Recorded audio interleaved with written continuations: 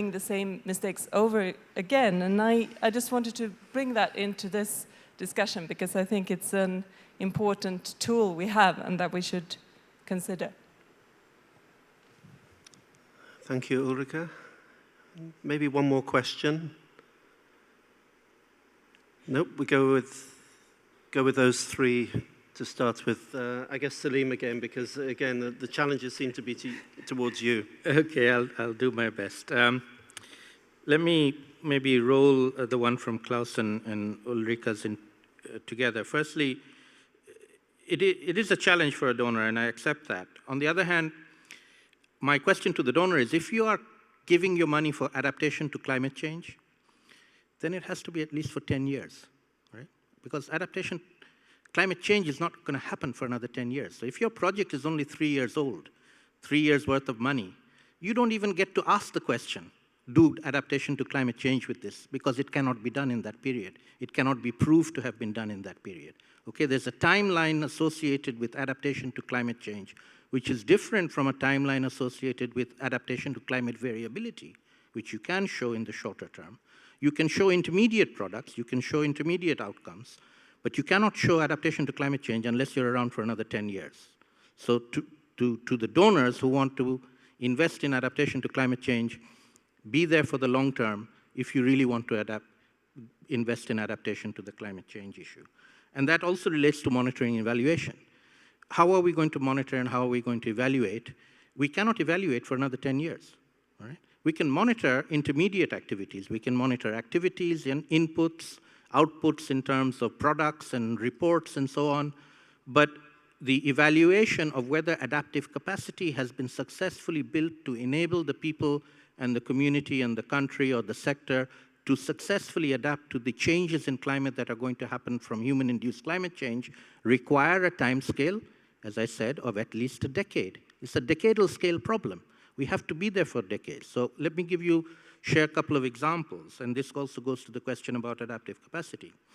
In Bangladesh, in my center, with a lot of colleagues, we have set up a long-term action research program on community-based adaptation called RCAP. It stands for Action Research on Community Adaptation in Bangladesh, with a number of NGOs who work with poor communities in 20 different sites with different agroecological zones and different vulnerabilities to climate change, and a set of research partners in universities, researchers in the country and outside. We intend to run this for the next 10, 20, 30, 40, 50 years, because that's the time scale on which climate change will occur. And there is no solution that you can do today that is going to be the same solution 10 years from now. The problem will evolve, the solutions will evolve. You have to be there for the long term. And so you need this longitudinal kind of studies in order to be able to do this, satisfy the requirement for a strong evidence-based monitoring and evaluation. So if you're not long-term, then you're really not serious about this question. You're asking people to give you something that is not givable within that time frame. On the issue of adaptive capacity, essentially what you're investing in is adaptive capacity.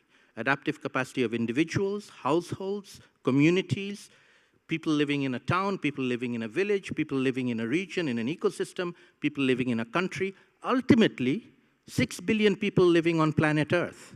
And I'll give you my analogy of what we're talking about here. We're talking about, the analogy is, say we have alien invasion from outer space that's going to attack us, planet Earth.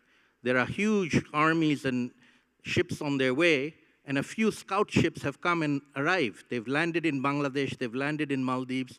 One hit New York a few months ago called Sandy. But their motherships are on the way. The motherships are going to hit everywhere, all over the country, all over this planet. We are going to have to learn how to deal with these aliens, how to fight them. And the fight has already begun. People in Bangladesh are fighting. People in Maldives are fighting. People in Tuvalu are fighting. They are learning how to deal with this problem. They are learning from the bottom up because they are facing the problem. And their knowledge is the knowledge that we need to acquire, we need to share, we need to transfer. And this transfer of knowledge, the rich have no advantage on this at all. The poor actually have a greater advantage of dealing with the problem. And the rich are going to have to learn from the poor on how to deal with this problem called climate change. And so it's a collective, global building of adaptive capacity, and we need to find measures of how we can track that over time, and that's one of the things that some of us are particularly interested in working on. Thank you. Thank you, Salim. Johan, Babu. Johan first and then Babu for a change. Why not? Pushing the same order all the time. Yeah, and I will keep it brief. Then I really like your question about successes, failures, and so on. I think it's very important that we should be able to fail, but it must be failing with quality. So we have to.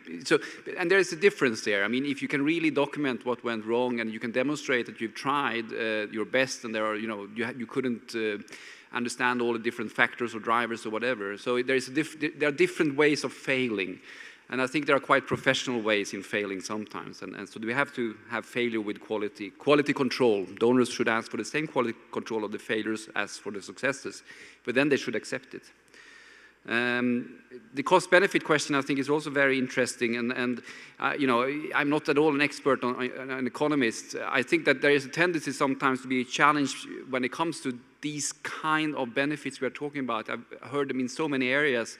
If you invest $4 there, you get 50 back, and so on.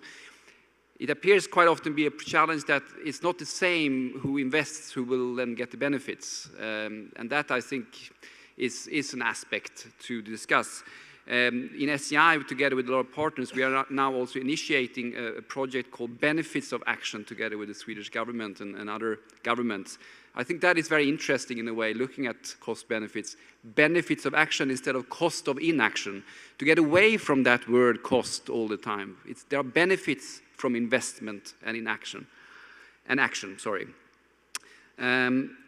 And learning from evaluation monitoring, I 100% agree that this is really a key thing.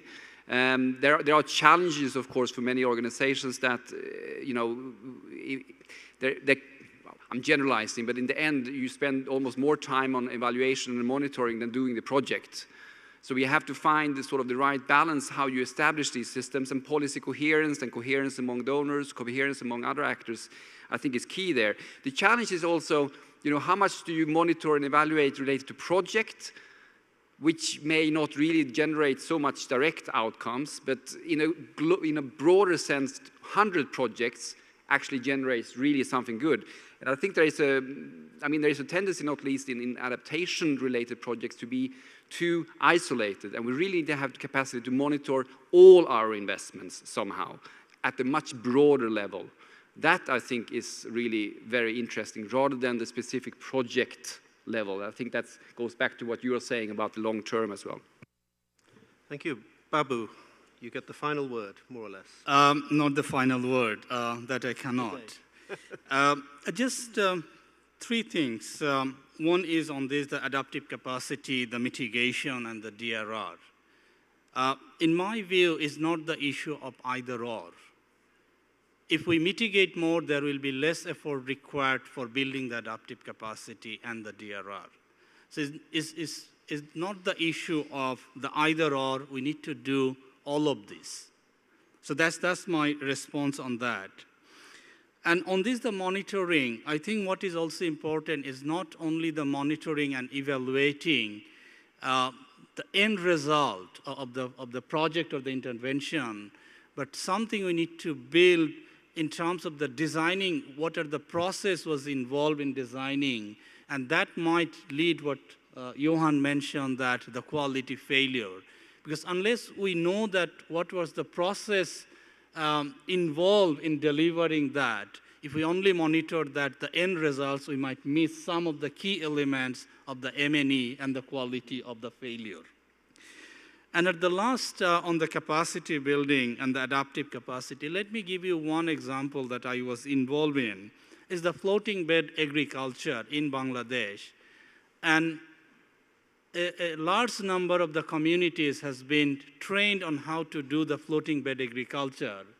And then 3 years later of the projects, we went to that area and tried to see that whether all of the communities, whether they're practicing that the floating bed agriculture or not, and the answer was no, all of them are not actually practicing after the finishing of the projects, after 1 year or the 2 years. But when we asked them that why you are not doing that, is basically answer was, we know how to do that, but that is not appropriate right now. But if the situation arrives, we know how to do that. So that's the adaptive capacity in one area. It's not that what we are immediately delivering, they're going to continuously practicing that, but building their capacity, when do they require to do that practices? With that, I'd like to thanks again. Thank you, Babu. And with that, I would like to draw the second plenary of the first day to a close. I'd like to thank everybody for their participation and for sticking with us to the end of the day. Of course, I understand that there is a welcome dinner this evening, and perhaps I don't know if there are housekeeping announcements to that effect, but I understand that transport will be arranged at about 6 o'clock. That's not an official statement, so that may need confirmation from the organisers. But again, I'd like to thank the panelists, I'd like to thank the audience, and I think it's been a lively discussion and perhaps a fitting conclusion to the first day, and perhaps a taster for the remainder of the forum. So thank you very much. Thank you.